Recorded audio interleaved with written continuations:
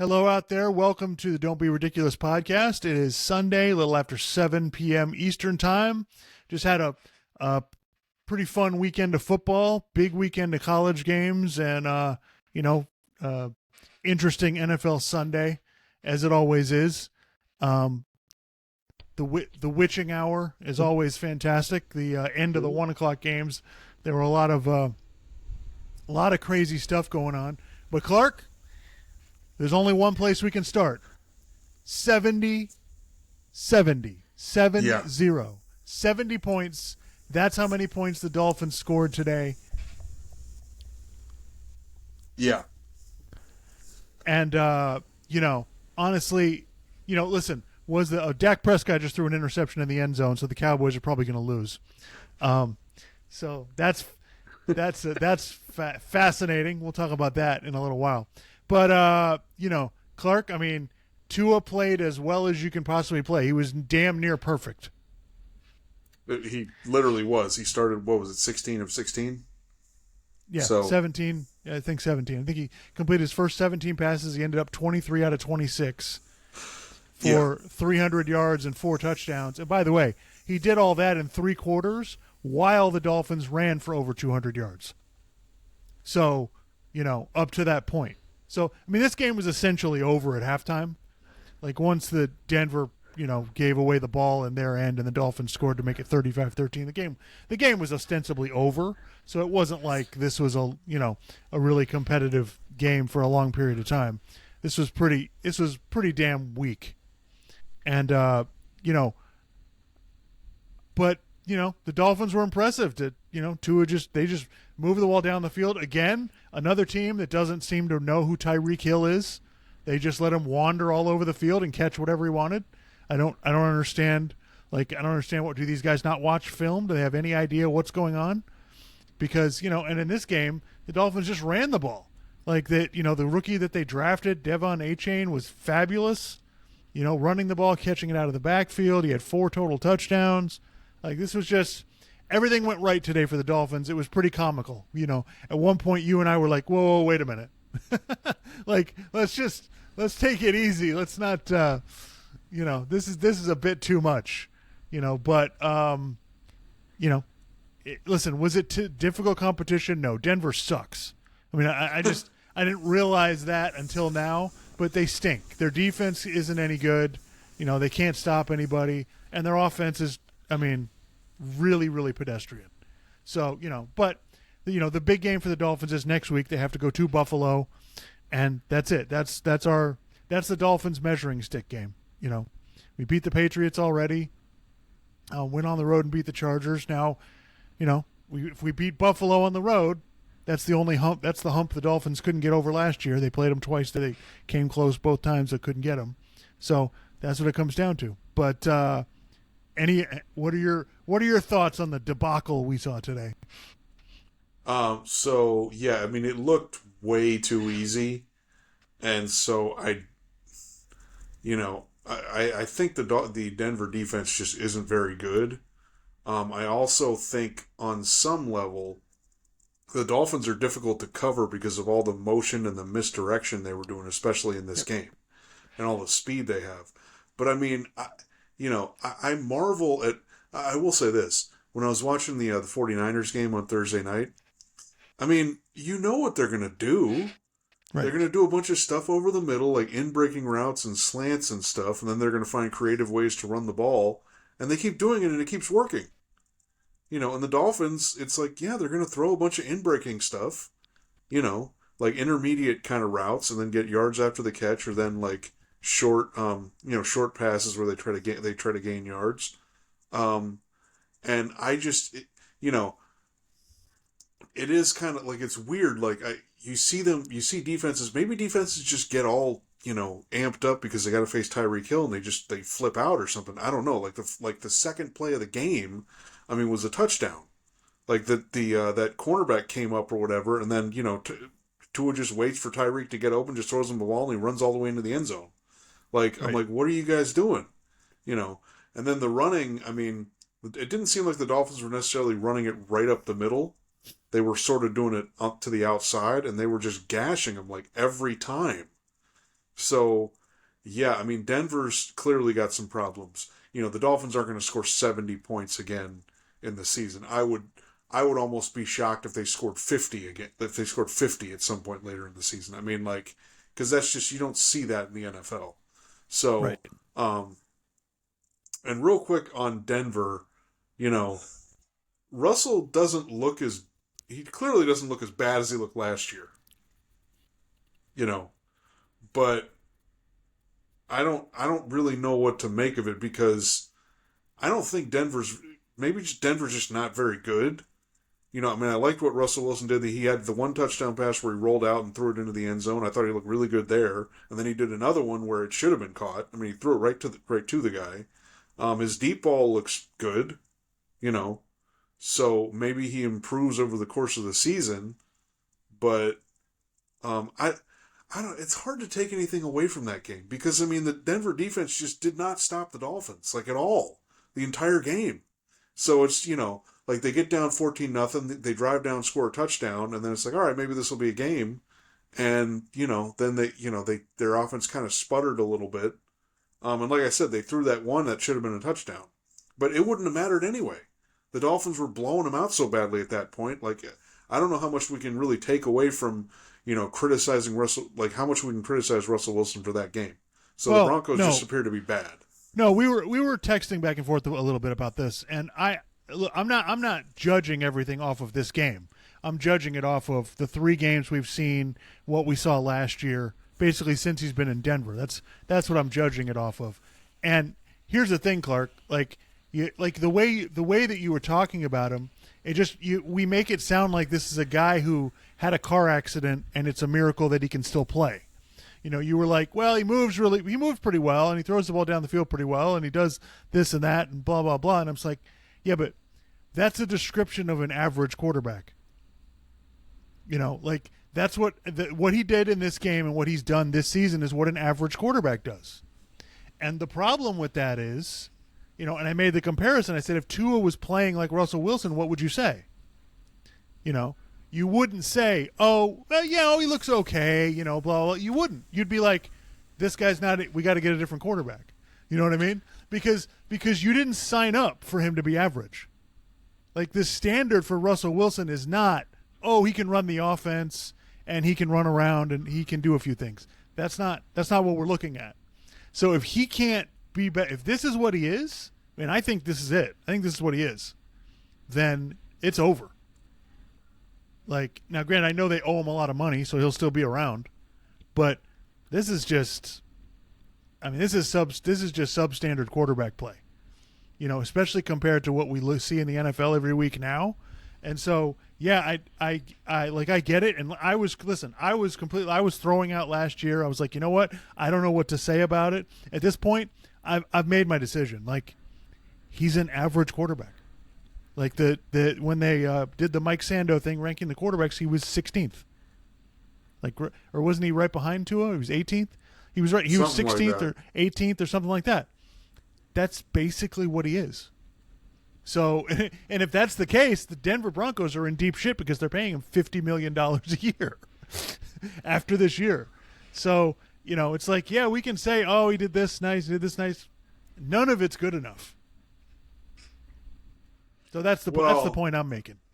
Yeah, I mean, I'm willing to withhold judgment till we get later in the season, because I feel like he looked better in the first half in the game against Washington. Granted, he didn't throw it a ton, but like I said, his deep balls, which part of Russell Wilson was, he throws a really good deep ball. Yep. Okay, so if his deep ball looks good, I'm like, okay, we need wow plays from him. Because that's what he would do. He'd run around and avoid people and make something crazy happen. So if he can't get back to that, then yeah, that's a serious problem because I don't know what else he's going to do that's going to elevate it to, wow, he looks like an elite quarterback. Right. You know what I mean? Unless he had Tyreek Hill and Jalen Waddle to throw the ball to, then that might change the equation. Yeah. And his receivers are good. I don't think they're bad. Right. But yeah, I don't know. So, yeah, we don't want to keep going on about the Broncos. But, yeah, for the Dolphins, yeah, obviously the big game is against the Bills. This week's an outlier. You're not going to see another team get 70 points during the season, and it was a little too easy. But hey, Tua's not getting hit. He's staying clean. He's being accurate. They're able to run the ball. So we'll see if they can kind of keep this going. If they can keep this going, then they got a chance, and they're going to be in a lot of these games because they're going to be able to move the ball. Yeah, no, in this game, I think it's an advantage to the Dolphins. They got to rest a lot of guys, especially in the fourth quarter. They got to take it easy pretty much. We'll see if Jalen Waddle gets out of the concussion protocol so he can play. Armstead played. I saw Jalen Phillips played, so that's good. They didn't have to kill themselves out there. Hopefully that continues. Looks like Seattle. If Seattle didn't score a touchdown, they're right down near the goal line and they're up 9 with 4 minutes to go. So looks like they're in good shape to win that game. And the Cardinals have the ball with 1:18 left, up 12 on the Cowboys. So that game's pretty much over. But yeah, no, I think that we'll see. We'll see. I think the Dolphins' offense is going to pretty much work against anybody, unless your defense is really good. So we're going to find out later on the season when they play really good defenses. I think Buffalo's defense is okay. I don't think it's great. Yeah. I think it's kind of middle of the pack. So we'll see how this goes, and we'll see if the Dolphins' defense can make plays and get turnovers against Buffalo. Because the Dolphins' defense, I don't think they're some world-beating defense. They're gonna, like you're saying, they're gonna have to make plays. They're gonna have to get turnovers because I think it's the right kind of defense to have when you have this team, because it complements their offense. They have good pass rushers, and when you get the Dolphins can score and get a lead, then you allow your defense to do what they want to do best. And so I think that's the best thing I can say about the defense. But in order for the defense to succeed, they have to get negative plays, and they probably need to get turnovers, and that's pretty much how they're gonna have to win.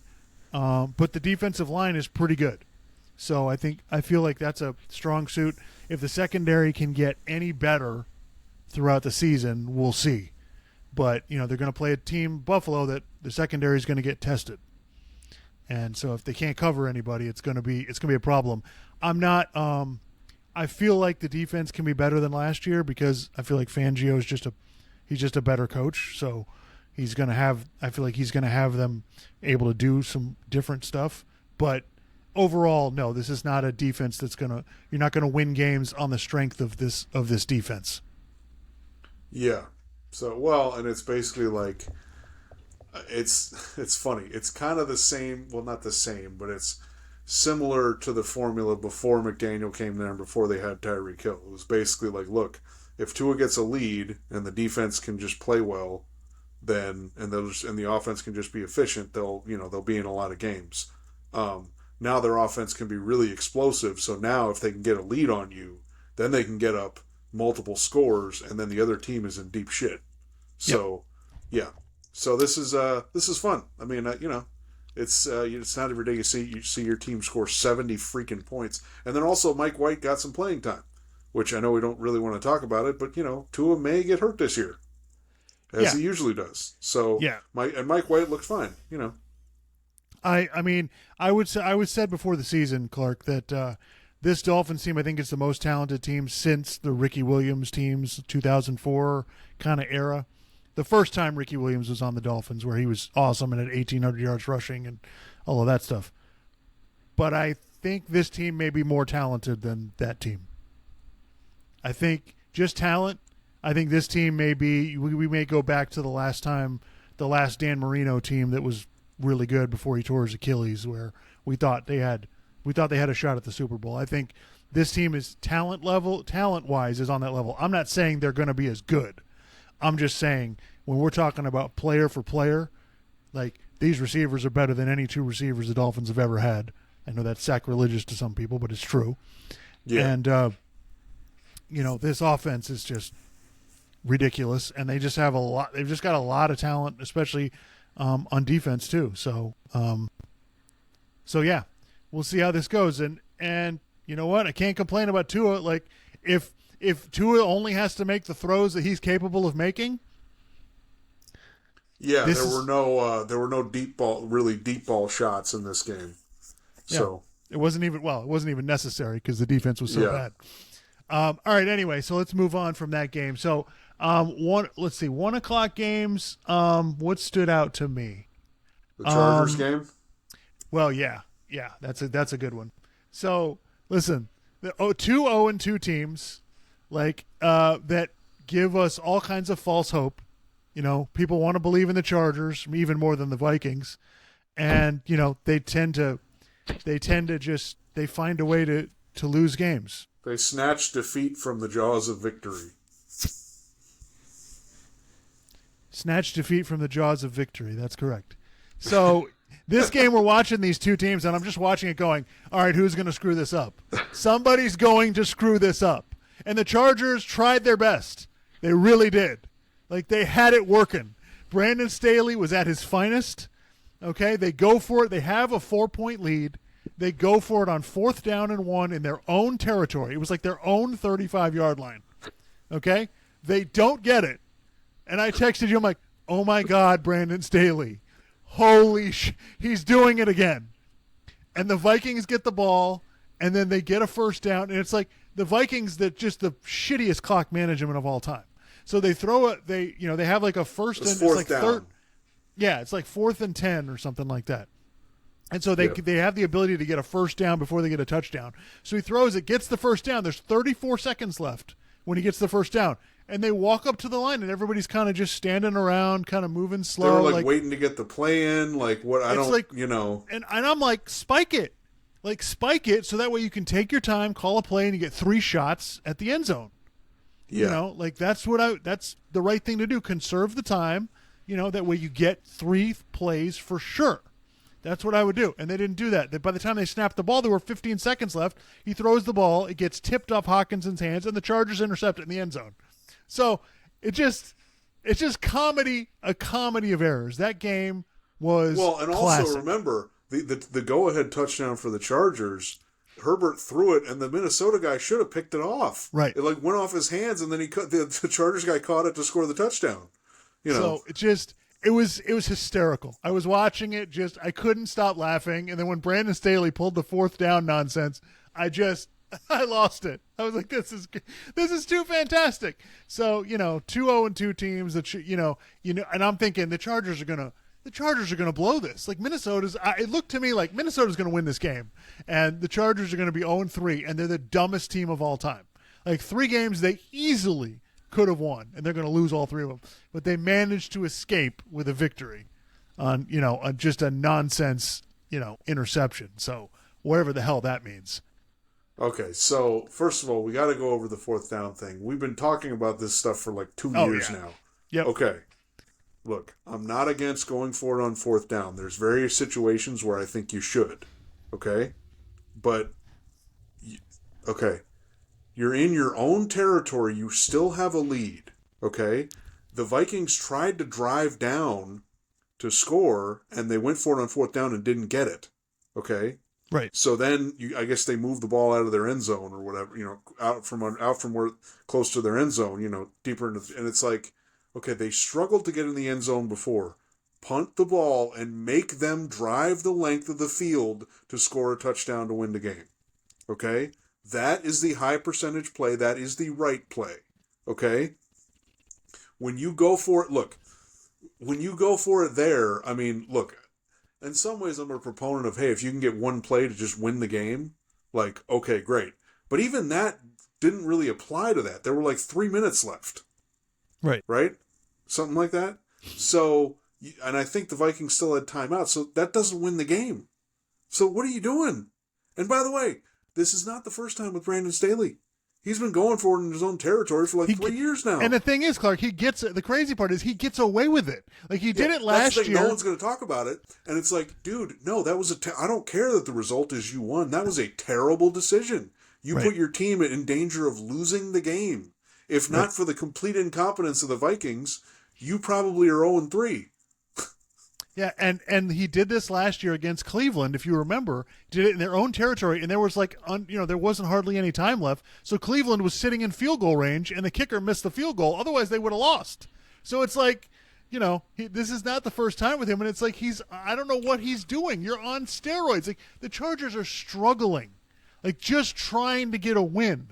If they had lost that game, I mean, it just would have been, the hysteria would have been insane. But anyway, well, Staley did that in the 2 years ago at the end of the season. They're playing the Raiders to try to get into the playoffs, and he gave up. He basically went for it in fourth down his own territory, gave up 3 points, and then somehow Justin Herbert was able to save them, and they were able to take that game to overtime. They still ended up losing, but maybe if he didn't do that, maybe they would have won the game and made the playoffs that year. So it's just, and by the way, Herbert's been fucking amazing. He's got I don't know how many touchdowns he's got, but yeah, it's ridiculous nonsense. And but he got away with it. And Clark, I picked the Vikings to win the division. Not looking good. Yeah, looking good, America. It looks like the class of the division looks like the Lions at this point. Well, now I will say I got to give what's his face Jordan Love some credit. He actually looked pretty good, and they got down 17-0, and then he put 2 drives together, and he looked pretty good. So let's talk about that game. I mean, Derek Carr goes out, after the Saints are up 17-0. They say it's a shoulder injury, so we'll see how that goes. The Saints looked pretty good. I thought the Saints were, I believed in the Saints. I think they'll win the division, and I thought they were kind of dominating the game, and Jordan Love looked pretty weak. But then they turned it on. They turned it on in the fourth quarter and scored, a couple of touchdowns with a 2-point conversion to win the game. So I give Green Bay credit. I like, I said before the season, I like Green Bay's team. I mean, they had some injuries. They had Aaron Jones out. They still have Christian Watson out. So they're doing this without some of their best players that they need on offense. And so I give them credit. Now, granted, you go 3 quarters and you don't score any points. That's a little disturbing. But yeah, you're probably right. So far, the Lions do look like the best team in the division, even though Green Bay could have won all 3 games. They managed to win today. That's the thing with Green Bay. I'm just wondering, is Jordan Love going to get better as he gets more experience? Because I thought, against the Falcons, he didn't really look that good, late in the game. Obviously, he had the ball with a chance to maybe, to try to get him into a game-winning field goal, and they didn't really do anything with it. So, we'll see. And the Lions, it's not like I'm thinking the Lions are that great, but part of the problem is that, regardless of how good we think a team is, when you're 0, like the Vikings, they're 0-3, that's just math that's difficult to overcome. Yep. Maybe they can make a run at it, and maybe they can be a 500 team or whatever, but it's going to be tough because you're in a really big hole right now. I mean, and now the next game is 0-3, it's already your season's probably over. You go 0-4, it's over. I mean, really, yep. Unless you have an amazing comeback. So I still think the division can be close, but yeah, the Vikings they're in deep shit.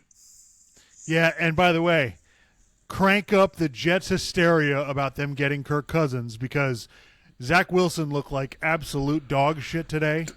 And the Jets fans were mad. They were screaming at him, booing him.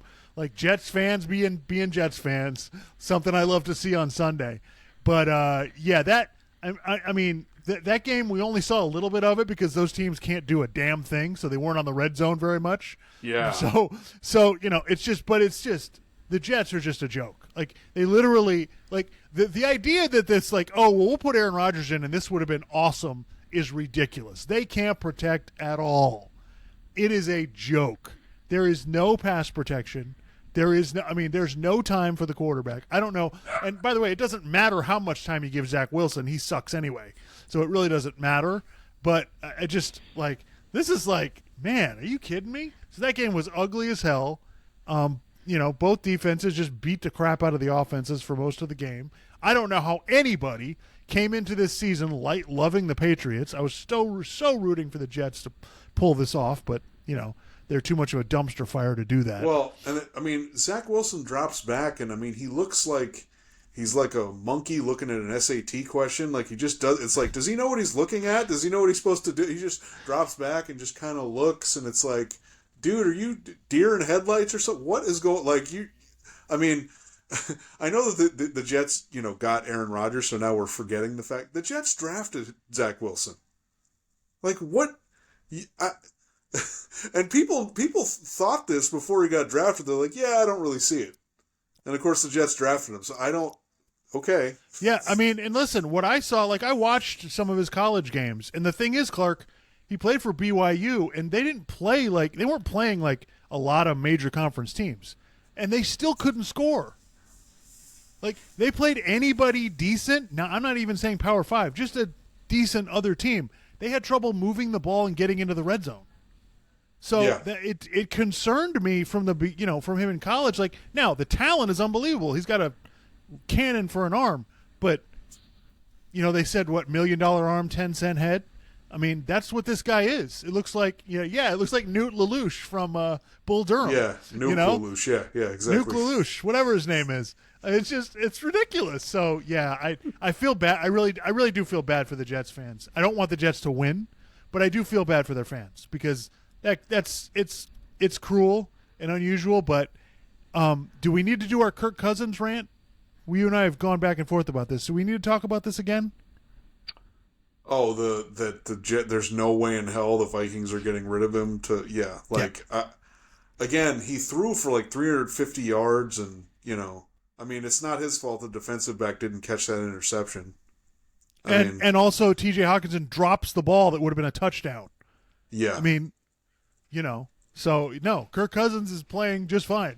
And no, I hate to break it to Jets fans, you're not getting Kirk Cousins. The Vikings are not giving up Kirk Cousins for whatever crap you're trying to offer. By the time the Vikings are really out of it, it'll be too late to trade him to you anyway. Okay? And Kevin O'Connell is not going to let them trade the quarterback when he just took this job last year. Like, get the fuck out of here. Ridiculous. Yeah. Like, honestly, all these scenarios, none of them work for the Vikings. Why in the hell would the Vikings do that? They're going to take a third-round pick for Kirk Cousins? What are you smoking? Like, Kirk Cousins is a starting, legitimate NFL quarterback. And I love these people who try to act like he's terrible, he's no good. Are you kidding me? Are you watching some of this crap that's out there right now? Like, well, also, just for consistency's sake, I've criticized the Cowboys, and maybe I've criticized Dak Prescott, but should the Cowboys get rid of Dak Prescott? No. For who? I mean, unless you decide you're just going to start over and you're going to draft a quarterback, I mean, okay, but who else would you get? Not only that. I'll be honest with you. Like, I mean, granted, take out the health thing. I'm almost at that point with Tua. I'm like, he's good. He's kind of middle of the pack. Like, he can make certain kind of throws. He can play a certain kind of way. You can win games with him. Like, okay. I mean, he's not, I would prefer like a really elite quarterback, but, if you got a guy who can win games and play pretty well, why would you move on from him? I mean, in certain situations, if you can get somebody better, or you bring in a new regime and you got to draft a quarterback, okay. But beyond that, like, everyone needs to stop with this shit. Like, I'm sorry, but, there's only one Patrick Mahomes. Okay? He's on the Chiefs. You're not going to get another one like, this generation. It's probably not going to happen. That's how this works. So, I don't know what to tell you. And I mean, going back to Tua, Clark, like, what pissed me off about the coverage of Tua from the beginning was that people were telling me, he's this special, generational, unique talent. What I will say is, what I'd like to do is change paths on that a little bit. He is special at the specific thing that he does. Read the defense, get the ball out to quick receivers, get it out quickly. Like, read the coverage, get it to the right spot, throw it accurately. That specific thing that he does, yes, he's very good at. But you have to get to that specific thing through coaching and talent around him and all of that other stuff. that doesn't mean the guy is a generational talent that's beyond other quarterbacks. And that's the way he was presented, and that's what pissed me off. Yeah. That's what blew my mind about it. And so I have to say, the Dolphins are doing this is the best job you could possibly do. I do think, again, people are going to call me a hater. I do think this is a lot more about Tyreek Hill and coaching than anything else. Yeah, but I think when people talk about like, oh, Tua should win MVP, I'm kind of like, okay, but I mean, I feel like a lot of this is Tyreek Hill because it just, Tyreek Hill is a Hall of Famer. Okay, he's one of the fastest, best receivers you will ever watch in NFL history. Okay, the dude is ridiculous. Okay, and that opens up a lot of things for their offense. It would not be the same if he didn't have, he didn't have Jalen Waddle today, but you see, he didn't have Jalen Waddle and it almost didn't matter. Like, you have Tyreek Hill, like, okay. So. Yeah. Anyway. All right. So let's not kill too much time on that. All right. Other 1:00 games. Buffalo went to Washington and just laid the smack down. I mean, Buffalo's pretty ticked off about the way that went on that Jets game. So, you can tell Buffalo's trying to. Yeah, can we slow down on the Bills? Are just, oh God, they're trash. Josh Allen sucks. Okay, he threw an interception today. Maybe it was ill-advised, but it was one pick. I mean, they scored 37 points, so I'm not going to kill him for that. Yeah. The two shockers, Clark. I mean, how about the Colts and the Texans? Like, yeah. Let me tell you, those teams play their ass off. They know what they're doing. They're well coached. They're consistent. And by the way, Clark, I'm gonna take sides on this. C.J. Stroud's better than Bryce Young. Look, and I've been saying this the first 2 weeks. Like, he looks pretty comfortable back there. He's making accurate throws. He can run a little bit. He made some throws today. So and they have nothing. They have nothing for him to throw to. Okay? Yeah. They don't have any. There's no superstar talent on that team at all. Okay? C.J. Stroud, 6'3", 220, can make all the throws, sees it really well. He played really well today, under control. I'm just saying, all I've heard about Bryce Young so far is, wow, he looks really small. Yeah, and he didn't play today because he got hurt. Yeah, he had an ankle injury, so we'll see. Yeah, I mean, not like we didn't tell you that we were concerned about him getting hurt because he's small. Again, anybody can get an ankle injury, but I'm just saying, smaller guys. Yeah. Smaller guys tend to get hurt than bigger guys. It's just a fact. It's a medical fact. I don't wish injury on him, but I'm just saying it's kind of two games in. Right. Yeah, I think I just think I would have taken Stroud first. I just would have. He's got the size. He's got all the stuff that Bryce Young has. I think everybody fell in love with all this nonsense. And I watched a little bit of the game where they played on Monday night last week against the Saints, and I saw him try to pull Bryce Young, that is. I saw Bryce Young try to pull some of the moves he did at Alabama where he just run out of the pocket and just run away from everybody. Yeah, shit doesn't work. So, the NFL is different, boys and girls, and Anthony Richardson and C.J. Stroud have looked way better. So we'll see how it goes. It's early. I'm not burying Bryce Young at all. Like, I give him plenty of time.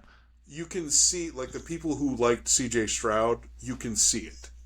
Yep. You can see it's like, okay, so if they get some talent around him, let's see. Now that maybe that's not going to be this year, but maybe in years in the future we'll see. I mean, he has a defensive coach, and there's obviously some issues with that.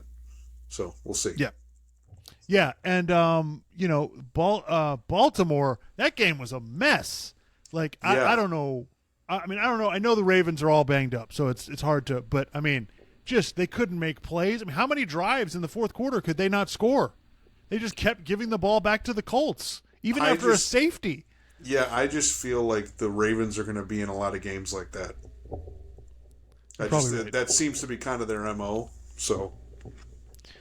Yeah, I mean, and the Colts with Gardner Minshew, Clark. I mean, Zach Moss had over 100 yards rushing. It was just like, what is it? So I said before we came on the podcast, I said, man, Shane Steichen for the Colts and Jonathan Gannon for the Arizona Cardinals, those guys, man, those teams play their ass off. They're not really good, but they play as well as they can. They play hard. They're right there. The Cardinals They're tough. beat the Cowboys today. Yeah. The Cardinals beat the Cowboys. They had a 20-0 lead on the Giants, and they almost beat Washington the first week. Arizona's played well in every game. That matters. The Colts have played well. The Colts have played pretty well in every game. They're two, and the Colts are 2-1. I mean, what's up with the Jaguars? Yeah, I don't. The Jaguars' offense looks like. I mean, there were warning signs last week when they could only score 9 points against the Chiefs, and yeah, they've got problems. Like I don't know what the deal is. They're not generating enough red zone opportunities. They're not it's a serious issue. I think teams have keyed into what they're doing. I also think DeMeco Ryans is a good defensive coordinator, so he probably had Houston ready to go, but Jacksonville should be able to score. They struggled scoring against the Colts. They scored some in the fourth quarter finally, and they couldn't score against the Chiefs, and they couldn't score today. So yeah, I don't know. That's for a team like them, these are wins the Jaguars should be stacking up. This shouldn't be, they should have won the game today. This shouldn't be an issue. So that was disturbing. But I gotta say, man, I don't know. These teams that were supposed to tank and get the number one pick, the only team that's cooperating is Chicago. Yeah, Chicago. Jesus. Yeah, so I guess we should talk about this for a minute. I guess Justin Fields came out this week and they asked him, why it's not working, and he said, I don't know, maybe it's coaching, blah blah blah. And of course, everyone grabbed a hold of that, so he had to go later on in the locker room and say, no, I take the responsibility, blah blah blah blah blah. So there's a debate raging on in the community, Clark. All the Justin Fields supporters are like, what is this offense they're running? Why aren't they running Justin Fields more? Why isn't this the six-back offense? Why is, the coaching's not good enough? Blah, blah, blah, blah. Okay? And then there's the people who are like, well, it's the same offensive coordinator as last year, and there are guys open, and he's not hitting them. Okay. Yeah, there was a play. They were already down 41-0 at that point, but there was a play they had gotten deep into Kansas City territory. They were inside the 10, and he had a play where I think it was the tight end, Kmet. I think he was basically coming. He had lined up on the right side, and then he came across in the end zone, and he basically passed in front of a defender. And then if you looked, there was space. There was plenty of space to, if you anticipate that, throw him the ball, and that would have been a touchdown. Okay, so I understand, again, the situation the quarterback's in matters, the plays you call, the talent you have around him, that all matters. I get that, okay? But Justin Fields is in his third year in the league, okay? And it looks like he doesn't know what the hell he's looking at. And I'm not saying I expect him to be Patrick Mahomes in his third year in the league, but dude, third year, you're not seeing stuff. Okay, that is a huge red flag that says to me, maybe you're just not an NFL quarterback. I mean, yep. Like Colin Cowherd saying, playing quarterback's hard, but it shouldn't be that hard. And it looks like it's that hard with him. So it's just kind of like, all right, I guess we'll keep watching this for a little bit, but, I don't know. I guess he just doesn't see it, or he's got too much mental clutter and he's not, because there's guys that are open and he's not throwing it. And so you don't know if he doesn't see it. You don't know if he doesn't have confidence. And that's a huge problem. Okay. That's like, okay, you're done. You can't do this. And the thing is, like you said, you made a good point, though, about the third year, right? First 2 years with Tua, he was doing some of that. They would script out a play for him, and he was supposed to throw it to a certain spot, and he just wasn't doing it. And so it's just like, what's happening? So, but even in his second year, I thought he got a little better at it, and then obviously last year he got better, and now he's much better at it. And so it's like, okay, we're not seeing any progression with Justin Fields. It's the same stuff. So, and it's you guys lost just as a reminder, it's the second year in the same offense, same head coach, same offensive coordinator. So nothing's changed. All they did was add a couple more receivers that are supposed to be good, and it looks like that, Yeah, like you said, it looks like he just doesn't see it and misses open guys all the time. And it's like, and like I heard, Zach so Wilson was missing open guys. Right. There were guys that were open and he wasn't turning it loose because I don't know if he didn't see it or he didn't trust it. I don't know. But and the thing is, like Mike Lombardi was talking about this week on his podcast, and he was like, look, if you think it's coaching, you try to call plays for this guy. He's like, because you can't call screen passes all the time. He's like, you try calling plays for this. He goes, because the guy, he's like, he doesn't trust his accuracy. He's not accurate enough with the ball, which is why when these guys are open, he doesn't throw it sometimes because he's worried he's not going to be able to hit them. And so if that's true, I don't know if that's true. He's just saying that from experience. But if that is any part of that is accurate, then, I'm going to have to set sail on Justin Fields. I was a fan. I was still believing it can work, and we'll give him, I'll give him till Thanksgiving. Let's see if, give it a couple of months. Let's see if it improves at all, because the coaches have got to be sitting in the meeting rooms going, Justin, right there. You know what I mean? Throw the there's ball. no way. Yeah. There's no way I believe the coaches are sitting there in these, not telling him exactly where to go with the ball. So that's why it's like, you can blame the coaching if you want, but I mean, these guys aren't that bad. Like, they can't be that bad. So anyway, all right. So we'll move on from that. Well, game. real quick, I did want to point out that the whole controversy this week about Justin Fields throwing his coaches under the bus. Okay. This is one of the things that annoys me to no end with the sports media, not just the sports media, but the regular media. Okay? You can watch the entire clip of what he said. Okay? And for people to watch that and then, forget, not regular people, people in the media, for you to do a report on that on SportsCenter or whatever, watch the whole clip, and then come on and say he threw the coaches under the bus. Okay. No. Okay? Any reasonable person who watches that does not think he threw the coaches under the bus. It was sort of an offhand comment, okay? And he said it after a bunch of other things. Maybe it's coaching. I don't know. He said it. He said about 9 or 10 different things that could be reasons why he was struggling, why they were struggling. For people to play that clip and then come on afterward and say he threw coach, look, I expect Jason McIntyre to do that.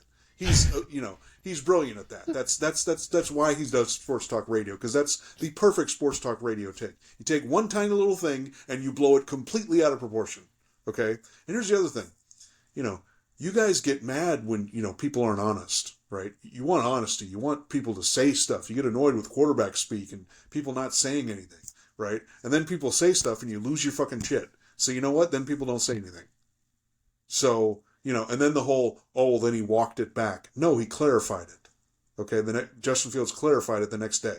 So, again, this isn't going to stop. People are just going to keep doing this. But it annoys me to no end, and it seems so disingenuous when you literally show something and a reasonable person would see it and have a reasonable reaction to it, and then you come on afterward and say, wow, this is such a controversy. He totally threw his coaches under the bus. What's he going to do now? Well, the other thing is, Clark, if he plays for the Jacksonville Jaguars, nobody gives a rat's ass what he says. Okay? Yeah. He plays for the Chicago Bears, so that's going to happen. You know what I mean? That stuff is going to happen. And the thing is, he wasn't trying to say that he wasn't responsible for what he did. So, yeah, I saw that and I went, oh, no. Because I know what's going to happen. I know how this is going to work. And the problem is for Justin Fields, man, you got about 10 games, Justin. You got about 10 games, and then this shit's done. You better figure this out because you're about to be replaced. Right. Last thing I'll say is that, when people say, well, you got to understand how the media blows stuff out of proportion and they can twist things that you say. Okay, that's fine, and I understand that.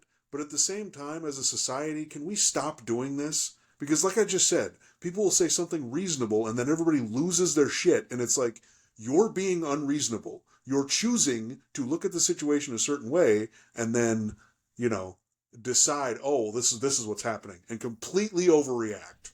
And it's like, guys, this is just dumb. Can we not do dumb shit like this? But no, it's going to keep happening because that's how people are. Whatever. Yeah, it's there's no truth in media, unfortunately. It's just a lot of nonsense. And As you say, Clark, it's a clown show.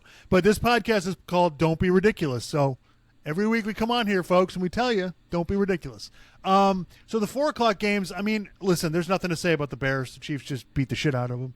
I've been touting the Seahawks for a while. I mean, they won a game at home against Andy Dalton, so that's nothing to shout about. I mean, okay, they won the game and they should have won the game. Seattle, I don't think is very good on defense, so I think that's probably gonna rear its ugly head at some point. But they're 2-1, so I do like their team. I think they have a good foundation of stuff that they can build on. So I really like where they're at. The Cowboys, I mean, I did not get to see a lot of this. I saw kind of came in some and out. Of the big plays here and there. So I'll let you take this one. Yeah, well, I mean, the Cowboys' offense. I mean, I don't know. They didn't seem to do all that much, and I just, again, I just find it hilarious that for the people who are huge Dak Prescott defenders who are trying to tell me that he's some really amazing quarterback, really, because it seems like people have been praising the Cowboys for boy, they haven't really been trying to do too much crazy stuff on offense. They're just being complimentary with their defense, and that's the best way for them to win. Oh, really? Okay. Well, what does that tell you? And also I'm people are probably wondering because I predicted the Cowboys will not win the Super Bowl, much less make the Super Bowl, much less make the NFC Championship game. People may have been like, well, are you worried after these first 2 weeks? Guys, they played the Giants and the Jets. Okay? Can we stop with the oh my God, this is totally amazing. It's like people jumping off a cliff because the Dolphins scored 70 points today. Guys, I don't think the Broncos are that good. That's probably why. Anyway, for the Cowboys, I feel like we've kind of said this before. Like, if they have to rely too much on Dak Prescott, it's trouble. And maybe they kind of had to rely on him a bunch today. And their defense, I don't know if they were emotionally let down because Trayvon Diggs got hurt and he's out for the year, which is obviously a huge loss. But also, like, people have been saying this, like the Cowboys, I don't necessarily know that they're a great defense. They have like 3 or 4 guys that are really, really good, right? And now they lost Trayvon Diggs, so that obviously hurts. They still have Micah Parsons, but again, I don't trust the Cowboys.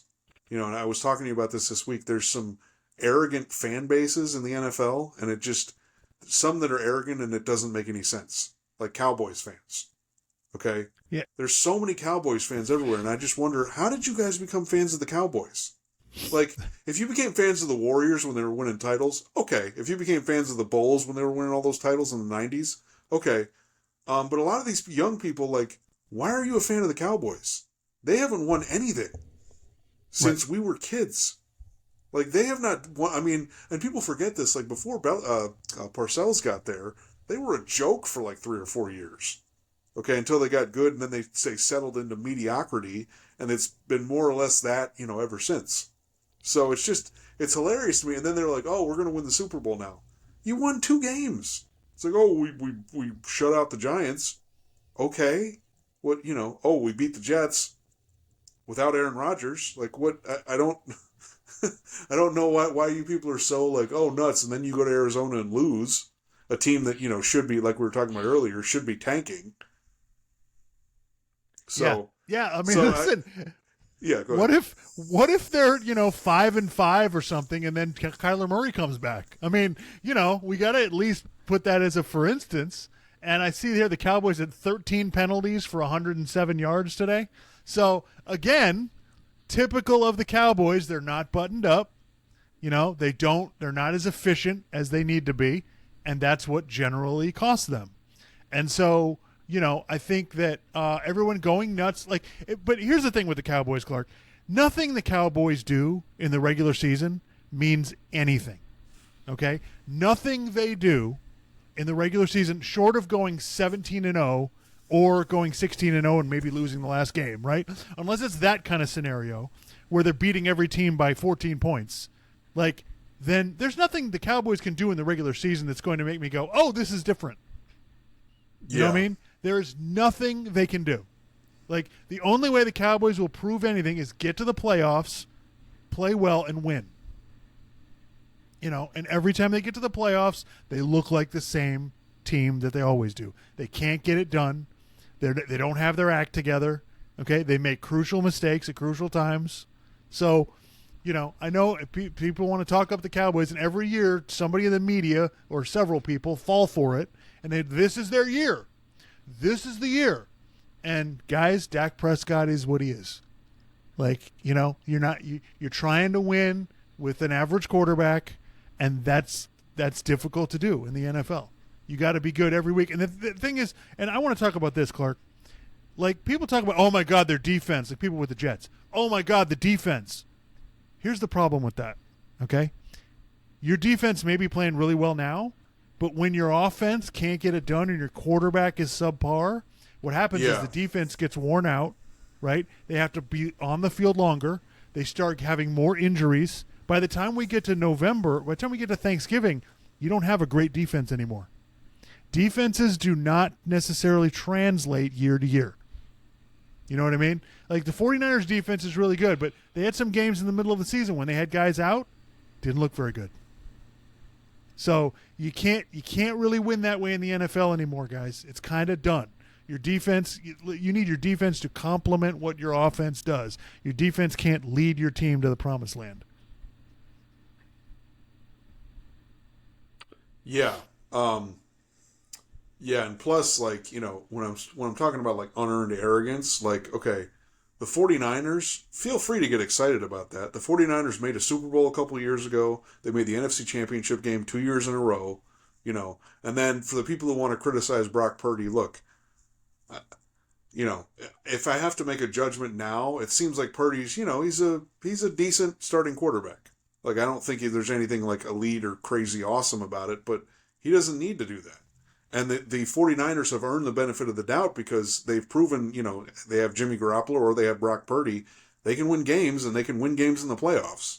So I guess I'm just going to trust that more. I'm not saying that Brock Purdy is some elite quarterback. I don't know. I mean, he hasn't played enough for me to really know. But, he's pretty solid. He's doing what they're asking him to do. He's doing it pretty well. And they have all these weapons. He just has to get them the ball. The one playoff game he actually got to play when he didn't get injured, he played pretty well against Seattle. So, I don't have criticism of Brock Purdy. Do I think Brock Purdy is elite? No. But exactly like you said, he doesn't have to be. I find it funny that we debate Brock Purdy in all these shows. Guys, Brock Purdy is not – that's not what's going to get the 49ers to where they need to go. Well, and the other thing that people need to remember is, like, when you're talking about the Cowboys, okay, the 49ers have Deebo Samuel, George Kittle, Christian McCaffrey, Brandon Ayuk. They have a bunch of really, really good skill players. Who do the Cowboys have? Right. Pollard's a decent running back, but he's nothing special. CeeDee Lamb is good. Gallup is good, but he's not, they don't have anything that, like, blows you away. Right. This has been my argument from the beginning, Clark. They have one elite, kind of, not even elite, receiver and one really good running back. And that's it. If anything happens to anybody, they're done. Like, they don't have, so they I don't have understand. Anybody like Christian McCaffrey. They don't have anybody like Deebo Samuel. Like, they don't have any, and again, some of that is coaching because, Shanahan's a really creative play caller and all that stuff. But those guys are really talented. The Cowboys don't have anybody like that. Compare them to the Eagles. The Eagles have A.J. Brown and Devontae Smith. And Jalen Hurts, hurts you as a runner, and they seem to be able to run the ball really well. So their offensive line is ridiculously good. Exactly. So again, people thinking I'm hating on. Well, I am kind of hating on the Cowboys because it's fun, but I do have legitimate criticisms of them. So right, why would the question is, like, why would this season be any different for the Cowboys? Like, why would it be any different? Explain it to me. Like, I don't get it. Like, yes, Micah Parsons is amazing. He is. Don't get me wrong. There's no question about it. I think that dude. I love watching that dude. He's awesome. Trayvon Diggs is amazing too. It sucks he got hurt, but I don't. Those are two guys. I don't know what you want me to do. Yep. Anyway, all right. Anything else on the NFL? You want to talk about college? I guess let's move on to college. Yeah. So which college game you want to do? You want to do Notre Dame, Ohio State first? Let's get Notre Dame out of the way because that thing that irked me to no end. All right. So that was a huge game last night. Ohio State wins it at the buzzer. Incredible finish. Crazy. Went back and forth at the end. It was a real defensive struggle. Both offenses, I think somebody mentioned it during the game. Are the defenses this good, or are the offenses really kind of average? And I think that's kind of where that game is where I think that game would look different if they played it 4 or 5 weeks from now. But that's is what we got, and hell of a finish. I thought it was the way that Ohio State hung in there after things kind of didn't seem like they were going their way, hung in there and pulled off a drive when they were really struggling to move the ball. Notre Dame played really well on defense, I thought. But my biggest takeaway from this game is, Clark, and I hate to do this, but defensive coaches, man, it's just the philosophy of some of these coaches and the way some of these teams try to win games in 2023, it just baffles me. Okay, Notre Dame, like Sam Hartman's probably the best quarterback they've had since at least Brady Quinn, and probably in the last 30 years. He might be the best quarterback they've had in 30 years. That's not hyperbole. That's accurate because of the lack of quarterback talent Notre Dame's had for such a long time. Yeah. So they have Sam Hartman. They get this amazing transfer, 6th-year guy. He's making his 50th start. And I'm watching the game, and Ohio State is being much more aggressive and risky with their quarterback, who's playing his 4th game ever, than Notre Dame is with their guy making his 50th start. And it just confused me. Sam Hartman threw for 175 yards in the game. Like, it just felt like Notre Dame was playing in a 6 to 8 yard box, and everything was in that area, and they never tried to really throw it down the field at all. They never let their incredibly experienced, really talented quarterback, who we've seen for Wake Forest, playing games where he can play in shootouts. We've seen it. And the way they played this game just blows my mind. Like, what do you get? Why did you get Sam Hartman? Why? Like, I looked at Drew Pine, which was their quarterback last year. He had better numbers last year playing for Arizona State. Or last night, playing for Arizona State against USC than Sam Hartman did against Ohio State. And it's just like, what?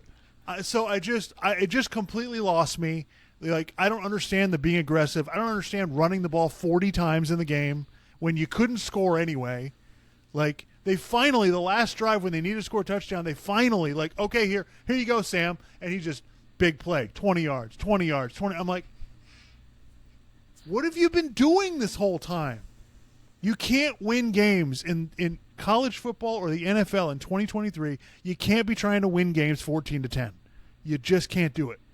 I understand these defensive guys, and by the way, no, that's not like I disagree with Marcus Freeman, some of his philosophical stuff, but as far as coaching, the guy's awesome. The defense was really good. He's really turned them into, a really good defensive unit. He did a great job in that game. Now they fucked up the last drive, and that's inexcusable. Ohio State, there were just so many things where Notre Dame just completely screwed it up. They get an intentional grounding. It's 3rd and 19, and they just allow him to throw the ball 20 yards right to a guy. It's just like I don't understand how they allow that. Number one, the guy who throws an interception, the Notre Dame guy has an interception and drops it. And so, Notre Dame should be kicking themselves for all of the mistakes that they made that allowed Ohio State to win the game. But the biggest one to me was the game never should have been that close. If Notre Dame doesn't get shut out in the first half. Now, listen, they made some mistakes. They missed a field goal. I told you, I went over 2 or 3 of them right there. Those are the things that cost them, but I just don't understand the lack of aggressiveness when you have a quarterback that's that good. And Ohio State was, now I know Ohio State has like 2 NFL receivers on their team, so I get that. But at the same time, I just felt like he did his team a disservice by not letting Sam Hartman go win the game for you. This is why you got him. You got him to win games like this. You didn't get him to beat Wake Forest or Boston College or Tennessee State or whoever else they play. You got him for this game, and you just didn't take advantage of it. Yeah, so the one aspect of this game I want to focus on is, again, a 4th down decision that I was on, like, basically it happened, and then I went on and on about it for the rest of the game. And this is hilarious that 2 days in a row, in my opinion, coaches made 2 horrible 4th down decisions, and they escaped. Okay? And I want to bring up something that Jason Timpf on Hoops Tonight, he does a podcast on the Volume during the NBA season, and he points out that when he's talking about, like, players taking shots in basketball, you know, don't judge it by the result, judge it by the process, right? And I think that this is a perfect, kind of analogy with football when it comes to fourth down decisions. Don't judge the result that you guys won the game. Judge the process. Okay. So the first half ended. Was the first half scoreless? Right. It was 3-0 Ohio State. Okay. Well, they drove down early before they scored that. They got that field goal, and they got up to it was 4th and goal, and they were pretty close to the goal line. Right. They decide to go for it again. Scoreless tie. The offenses are not really doing all that much. Okay. In my opinion, points are going to come at a premium. Maybe you guys will score more in the second half, but you don't know that. Why don't you just put some points on the board so you break the tie and you guys have the lead? They decide not to do that. They go for it. They don't get it. Okay. So that's 3 points that they would have had. Okay. So then, the game is, 10 to, it's at some point it's 10-7, because Ohio State gets it right. It would have been 13-7. Okay. So then when Notre Dame scores a touchdown, all you need is a field goal. Right? And didn't Ohio State have a drive where they went for it and didn't get it? Yeah. Yeah. So at that point, you're down in Notre Dame territory. You're definitely in field goal range. You could have just kicked a field goal and been up 16-14, right? And then Notre Dame has the ball and they have to score. Okay? The way the game worked out, you didn't get that field goal, so then you get down 14-10, so then you kind of have to go for it. Ohio State has to kind of go for it there. They don't get it. And then, Notre Dame's not in a situation where they have to score. So, and again, the last drive for Ohio State, Notre Dame had a bunch of chances to stop them. Unfortunately, they didn't do it. They had 10 men on the field for the last 2 plays of the game, which is kind of inexcusable. The 3rd and 19, come on. You just leave that guy wide. What are you doing? So anyway, Ohio State escapes, but in my opinion, horrible decision. Just like Brandon Staley's decision. And again, I'm not against going for it on 4th down. Okay? If, you're in a game where the other team just keeps scoring touchdowns and you get close down there, okay, fine. If you are, at the 50 or the other team's 45 or something, you got a 4th and 2, 4th and 1, 4th and 3, and you feel like we can run the ball, we can get this, we've got the ball now, let's keep it and try to score, because you're not in field goal range at that point. Go for it. And I understand the whole idea of being aggressive, but I think you need to be aggressive at certain times, and other times, take the fucking points, okay? This is going to be like my mantra with college and pro football. Every now and then, you just got to take the fucking points, okay? I understand it's not 7 points, it's 3, but it still matters. It still counts. Well, it's not like you kick the field goal and it doesn't count. Yeah, no, listen. And I agree. I totally agree. And the thing is, Clark, people think we'll get the ball again. The NFL football games are finite. You get a finite amount of possessions. You get 8 to 10 possessions usually in a game, right? And that's it. If you blow one, that's kind of a big deal. Now, nobody says you're going to score on every possession, okay? But there's only going to be, out of those 10 possessions, there may be 4, maybe 5 where you have a chance to actually put points on the board, right? And these games comes down to that. How efficient are you in the red zone? Do you get touchdowns or field goals? That's what these things come down to. But in games like that, I just feel like you got to collecting points is a really good way to go, and it's just people are just so against it, even at their own peril. It's ridiculous. But it's reached the point where we're just it's gotten really over the top and ridiculous, and it's like, guys, you got to be focused. You got to do what you got to do to win the game. And sometimes that means kicking the field goal, And then people are like, oh, well, you can't go on and on about that because all this other stuff happened in the second half and that decided the game. And it's like, no. I was thinking this last night, small little decisions, a few little things are what end up deciding a lot of these big games. Okay, the margin, especially in a game like that. Yeah, the margin of victory in the NFL is a few points, and in these big college games, a lot of them are really close. And so it literally can come down to a penalty here. Somebody drops a pass, interception, fumble, you go for it and you don't get it. You kick a field goal and you miss. And it can be 2 or 3 of those things, and that's it. You screwed them up, you lose the game. And people are like, oh, well, there's all this other stuff that happened. Yeah, that's true. There's all these other things that happen, but you have a finite number of opportunities. And when you don't capitalize on them, a lot of times you end up losing the game. That's how this works. So that's why people are like, well, why do you get, annoyed with people doing bad challenges in the NFL? It's like, because you only get 2 of them, and if you get one wrong, you only have 1 left for the rest of the game. And you lose a timeout, which you may need. So, these little things, they end up deciding games. Yeah, it's a major deal. And listen, so disappointing loss for Notre Dame. I thought it was impressive the way that Ohio State fought back, but I just felt like Notre Dame just had all these opportunities, especially in the first 3 quarters of the game, where if they'd have just let the quarterback kind of control things a little bit more. And for God's sakes, if you're not going to let Sam Hartman take control of it, then who are you going to allow to control it? Because you're never going to, by the way, you will never get a more experienced quarterback than this guy. Because guys are able to stay, because the guys with the COVID year, they have 6 years. No other quarterback will have 50 starts for you, ever. You'll never have a quarterback on your team like that again. So I just feel like, my God, it's just such a missed opportunity, and I don't like, I really like a lot of what Marcus Freeman's doing. Don't get me wrong. It's not like I'm not bailing on it. I think the guy's doing a hell of a job. Because for Notre Dame to hang in a game with Ohio State is a huge deal. Okay? Brian Kelly, anytime they played a team like this, Brian Kelly usually got blown out when he was the coach. So, I think it's really impressive that they did that. All right, so moving on. So, well, let's get Colorado out of the way. So the Oregon coach said this in the pregame talk that the Cinderella story's over. He said they're playing for clicks. We're playing for wins. Yeah. Yeah, we're playing for wins. All right, whatever. And by the way, that's a pregame speech he gave to his team in the locker room.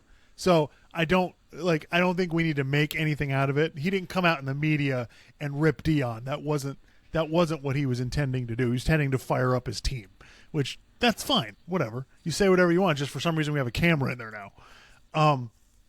I think that look, Colorado got shown for what they are. Like, we knew up front they were going to struggle, right? When they played a legit team with, some really serious up front athletes on the offensive and defensive lines.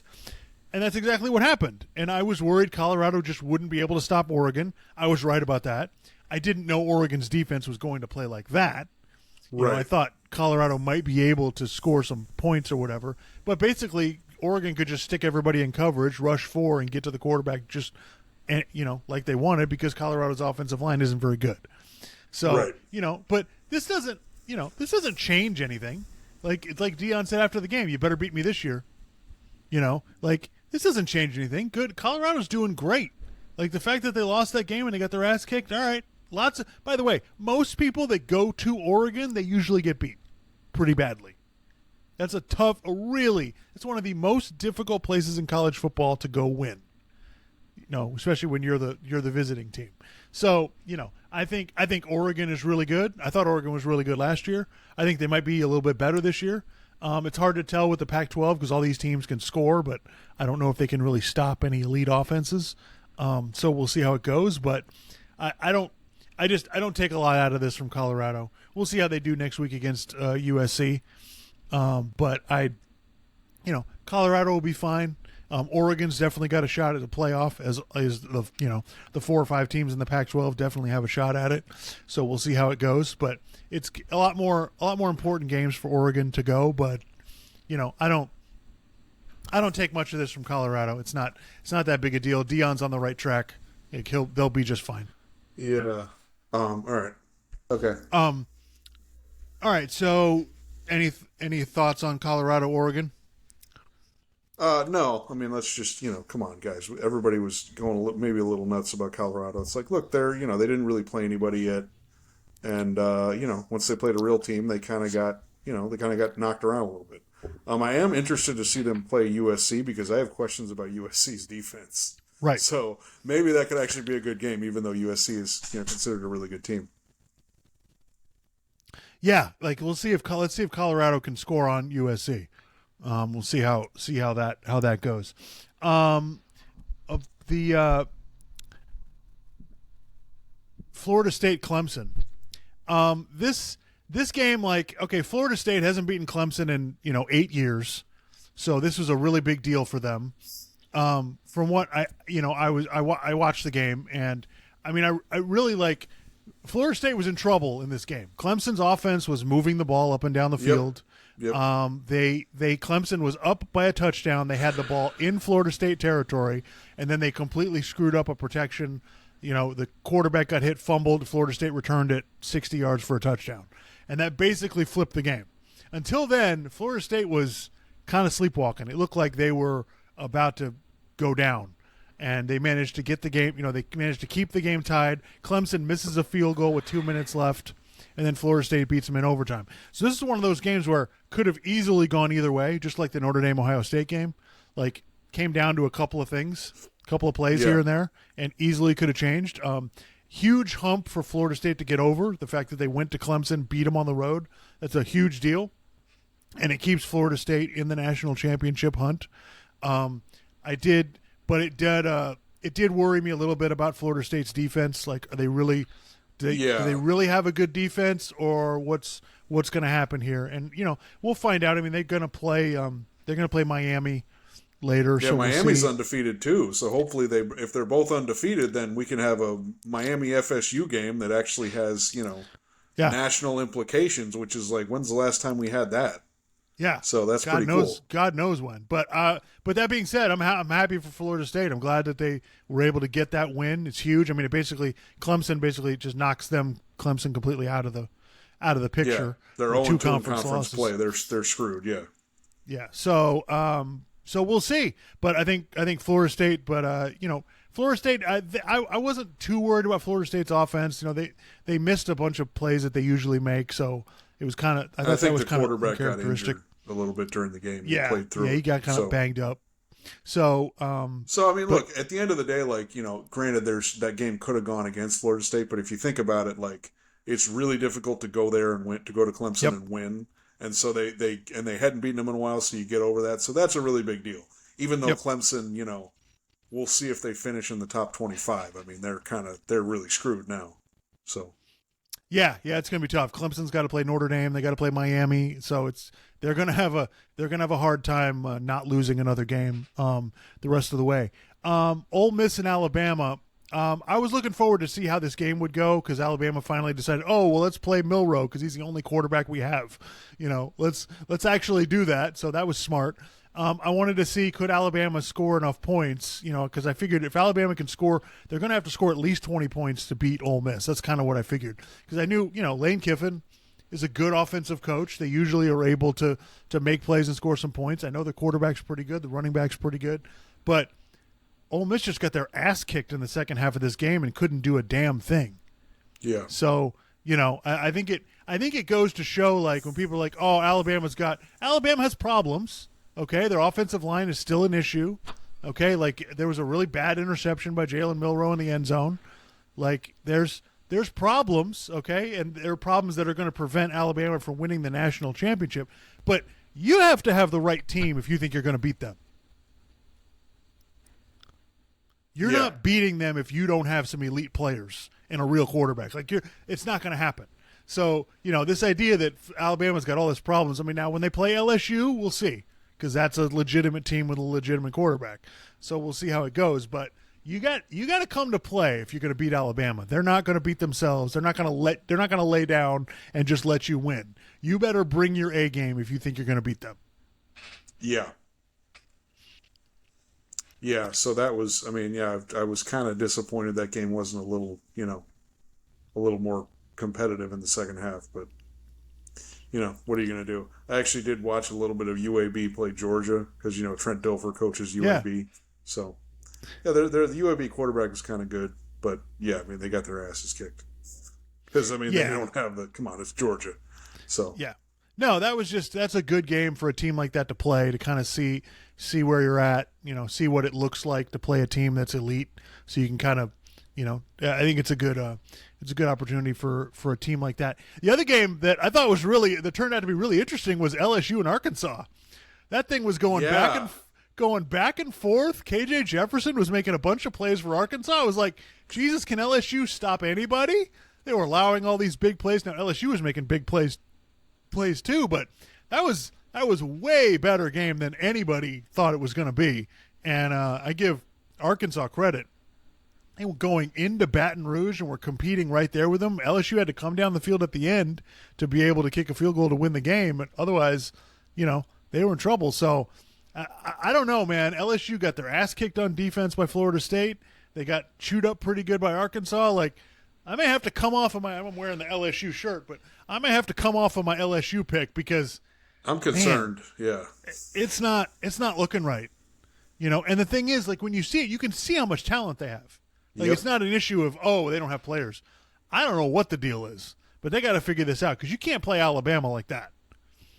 So we'll see. We'll see what happens with LSU in the coming weeks. Now, last season, LSU they got better as they went along, and I think the offense has kind of hit their stride now. So let's see if they can figure something out on defense because that was pretty weak. Like you keep playing SEC games like that, you're going to get beat. Yeah.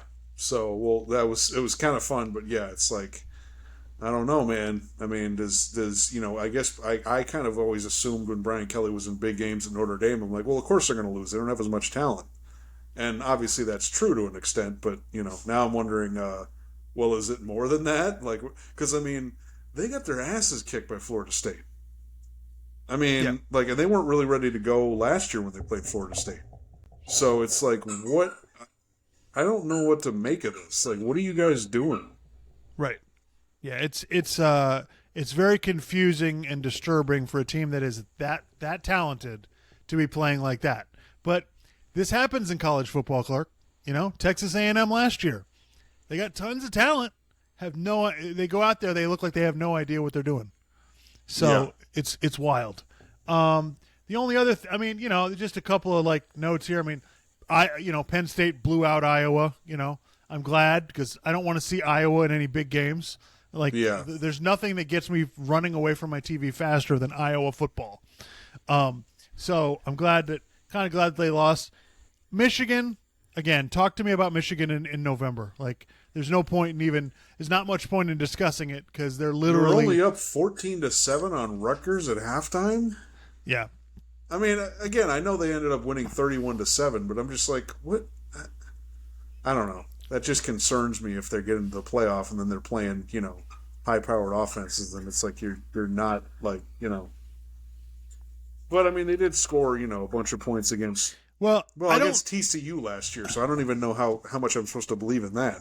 Right. I don't think Michigan opens it up unless they have to, unless they know they have to. I think that's a mistake.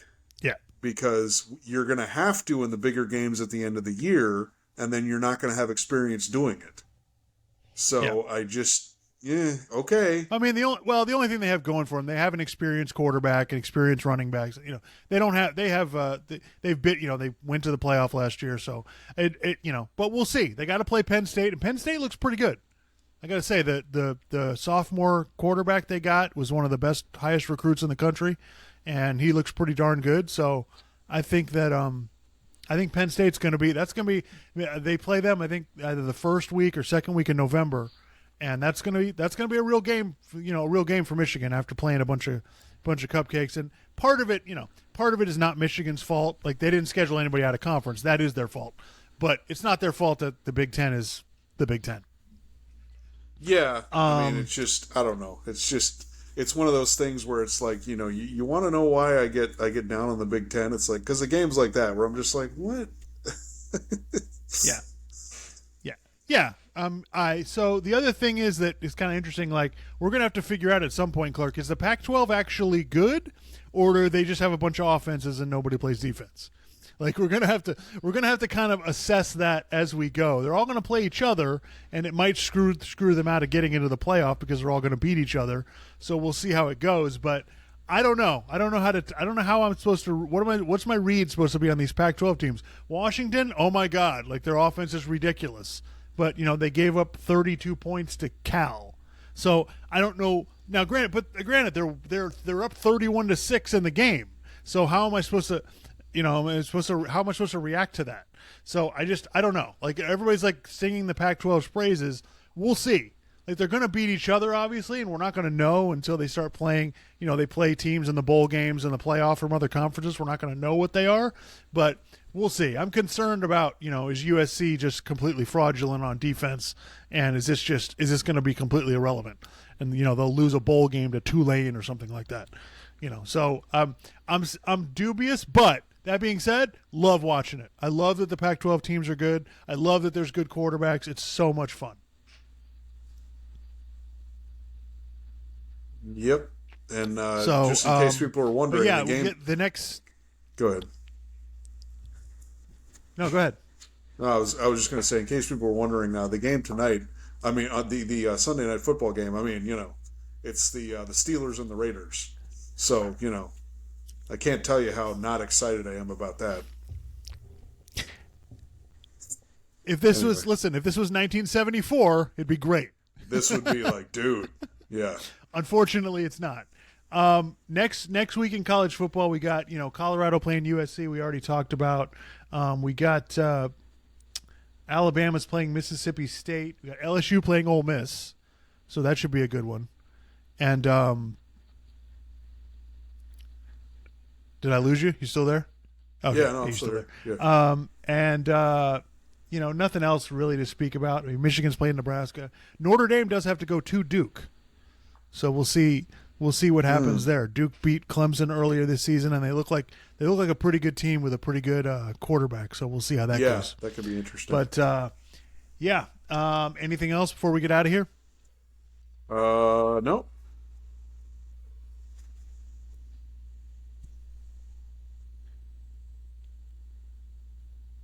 But I'm still here. Yeah.